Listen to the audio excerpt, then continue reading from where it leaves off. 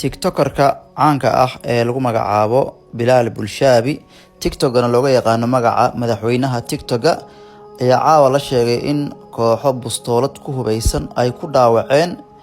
maqaaxid ku taala isgoyska Banaadir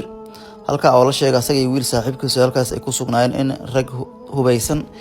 ay rasaas ku fureen deetana la sheegay in uu dhaawac ka soo gaaray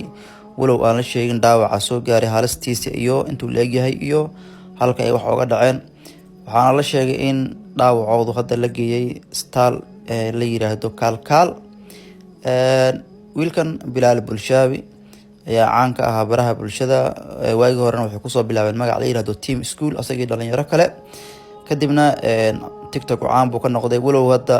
uu ganacsi kale iyo hawlo kale u wareegay oo runtii dadka sida wanaagsan TikTok uu isticmaalay uu kamid ahaa caawa ayaa la sheegay in la dhaawacay wiilkan Bilaal Bulshaabi waxaa lagu yaqaan oo lagu xasuustaa waagii lagu xiray Hargeysa oo muddo ku xirnaa ma aqaan sababta ninkan loo dhaawacayo ama loo beegsanayo koox diimeedna kama tirsanayn siyaasadna kama tirsanayn wiil dhalinyaro wuxuu dhalinyarada baraha bulshada soo gasho kamid oo shaqeysta ma aqaan waxa lagu beegsanay ama wuxuu haleeyay ama wuxuu cid wax ka galay runtii waa nasiib darada jirta waxaan leenahay Allah ha u boogadhayo asaga iyo saaxiibkii la socday ee halka lagu dhaawacay kulli ma ogin dhaawac halkay wax ka gaarin laakiin sidaan filay waa un dhaawac fudud insha Allah sidaan rajaynayo ilaahay waxa weeyaan ha u boogadhayo ilaahay ka caafiyo waa wax aad iyo aad runtii looga xumaado in dhalinyarada yaryarka ah ee la beegsado ee xabada lala dhaco